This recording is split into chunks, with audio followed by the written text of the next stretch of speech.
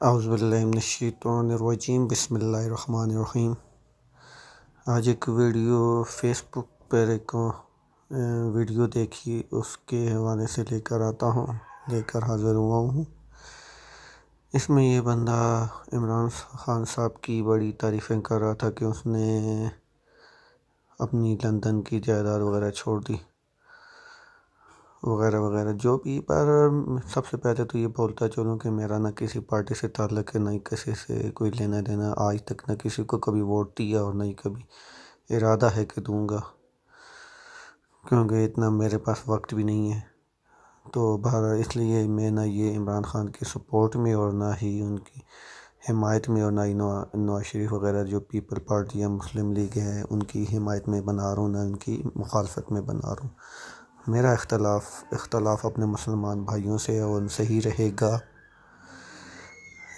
جو آج تک یہی سوچتے ہیں، جو آج تک ملاوٹ تو کرتے ہیں، اور جنہوں نے آج تک ہر چیز میں ملاوٹ کی، ہر چیز میں دھوکہ دیا، ملاوٹ کی، ذخیرہ اندوزی کی، اور خود کو پھر بھی ساتھ میں نعرہ بھی عاشق رسول کا لگاتے ہیں، جبکہ جس کے عاشق ہونے کا نعرہ لگاتے ہیں ان کی تو حدیث ہے کہ جس نے ملاوٹ کی وہ ہم میں سے نہیں۔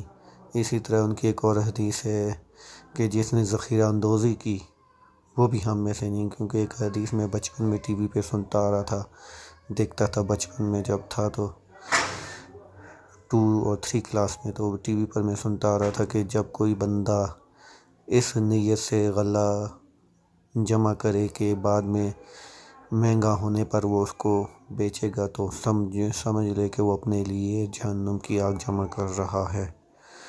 اب ایسے میں ہم لوگ رمضان کے مہینے کے لیے ذخیرہ اندوزی کرتے ہیں اور رمضان میں اس کو مہنگا کرتے ہیں،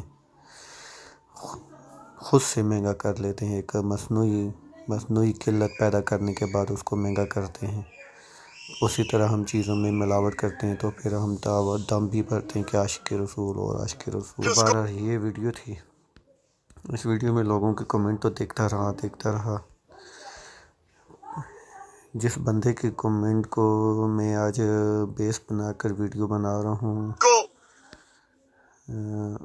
یہاں سے تو ملنا مشکل ہے، یہ اشفاق حسینی، ان کی پکچر بھی بڑی پیاری مجھے لگی لیکن ان کی پکچر مجھے بہت پیاری لگی، اور ان کا نام بھی مجھے اچھا لگا، اشفاق حسینی۔ لیکن ان کا جو کمنٹ تھا کہ لعنت ہے تجھ پر رمی، تیری شکل بھی خنزیر جیسی، بس آپ پڑھ لیں خود ہی، یہ اس کی کمنٹ تھا۔ اور مجھے لگتا تو میں عمران خان کچھ نہیں میرا، لیکن پھر بھی عمران یہودی وغیرہ، تو میں لگتا تو میرا کوئی بھی کچھ نہیں، کسی کے لیے میں کچھ نہیں کہتا، لیکن پھر بھی ان کو میں نے جواب دینا مناسب سمجھا۔ میں نے کہا کہ یار کسی ایک مسلمان کی بھی اصلاح کر دوں، اپنے پیغام پہنچا دوں اس تک، تو میرے لیے قیمتی ہوگا۔ تو ان کو پھر میں نے یہ ان کے کمنٹ کا جواب دیا کہ کسی مسلمان کو یہودی کہنے والوں، کیا تم لوگ کسی کے دل کا حال جانتے ہو؟ حدیث ہے کسی کافر کو بھی نام لے کر گالی مت دو، کیا پتہ مرتے وقت اللہ تعالیٰ اس پر اپنا انعام کر دے، اس کو مسلمان کر دے، اس کو بخش دے، اس کو جنت لکھ دے، اور گالی دینے والے سے اس کا سب کچھ چھین لے، کیونکہ یہ تو اللہ تعالیٰ ہے نا، وَتُذِلُّ مَن تَشَاءُ وَتُعِزُّ مَن تَشَاءُ، اور بخشش بھی ساری اللہ تعالیٰ کے پاس ہے۔ تو میں نے اس کو کہا کہ نام لے کر یہودی کہنے والوں سے گزارش ہے، کیا وہ دلوں کے حال جانتے ہیں؟ ایک حدیث ہے کسی کافر کو بھی نام لے کر گالی نہ دو، تو کیا پتہ مرتے وقت اللہ اس پر اپنا کرم کر دے۔ تو آپ سے آپ کا سب کچھ چھین لے، اس لیے استغفار کرتے رہیں اپنے لیے بھی اور باقی مسلمانوں کے لیے بھی، اور لہذا گالی نہ دیں۔ تو انہوں نے آگے سے مجھے جواب دیا کہ آپ نے کہا کہ کسی مسلمان کو یہودی کہنا، تو میں آپ سے پوچھتا ہوں کہ کسی کافر یہودی قادیانی کو مسلمان کہنا کیسا ہے؟ عمران خان کے مسلمان ہونے کا ثبوت ہے؟ کس حوالے سے مسلمان ہے؟ یہ کوئی ایک ثبوت بتائیں بھائی، یہ مسلمان ہے۔ اس نے مجھے یہ پھر 2 کمنٹ کیے، جوابات دیے، جس کا پھر میں نے اس کو جواب دیا الحمدللہ۔ میں نے کہا ایمان مفصل پڑھو اور ایمان مجمل پڑھو، اور ان کا ترجمہ دیکھو، اور اس حساب سے وہ مجھے مسلمان لگتا ہے، ایمان مفصل اور ایمان مجمل۔ کیونکہ جو باتیں ایمان مفصل میں جو چیزیں ضروری ہیں ایک مسلمان کے لیے، جن چیزوں کو ماننا یا جن پر ایمان لانا، ایمان مفصل اور ایمان مجمل کے مطابق جن چیزوں پر ایمان لانا ایک مسلمان کے لیے ضروری ہے، تو میرے نزدیک عمران خان ان چیزوں کو فالو کرتا ہے۔ لہٰذا اگر اس نے آپ کے سامنے حضرت محمد صلی اللہ علیہ وسلم کو آخری نبی نہیں مانا اور آخری نبی ماننے سے انکار کیا ہے، پھر تو میں بھی کہوں گا اور آپ بھی کہو۔ لیکن اگر وہ آخری نبی مانتا ہے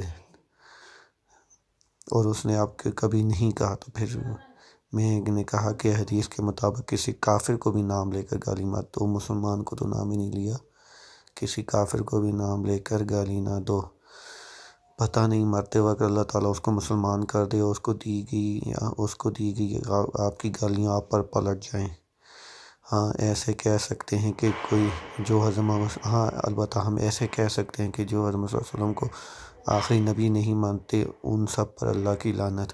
اب نام لے کر گالی دینا یا نام لے کر لعنت بھیجنا تو غلط ہے۔ اس کے ساتھ اس کو میں نے پھر ایمان مفصل بھی بھیجی کہ میں ایمان لایا، آمنت باللہ، میں ایمان لایا اللہ پر اور ملائکہ پر، کتابوں پر، رسولوں پر، والیوم الآخر اور آخرت کے دن پر، والقدر خیر اور اچھی بری تقدیر پر، خیر قدر خیر اچھائی پر اور شر اور برائی پر، جو سب اللہ تعالیٰ کی طرف سے، والبعث بعد الموت اور موت کے بعد کی مرنے کے بعد جی اٹھنے پر۔ اسی طرح ایمان مجمل میں بھی آمنت باللہ کما ہوا باسماء و صفاتی و قبلت جمیع احکام۔ اب ان چیزوں میں جن چیزوں کا نام لیا گیا ہے ان پر اگر بندے کا ایمان ہے تو پھر وہ مسلمان ہے۔ اس کو گالی دینا یا اس کو برا کہنا، تو جو بندہ ان سب پر ایمان رکھتا ہے وہ مسلمان ہے۔ ہم کیوں آپس میں فتووں کا ٹھیکہ لیے چل رہے ہیں؟ اس ایمان مفصل اور ایمان مجمل کے بارے میں بتاؤ۔ الحمدللہ یہ میرا آخری میسیج اس کو تھا، جس کے بعد اس نے ابھی تک جواب نہیں دیا، اور امید ہے کہ آج کے بعد وہ کبھی کسی مسلمان کو اس طرح سے گالی دے کر برا نہیں بولے گا۔ والسلام، خدا حافظ۔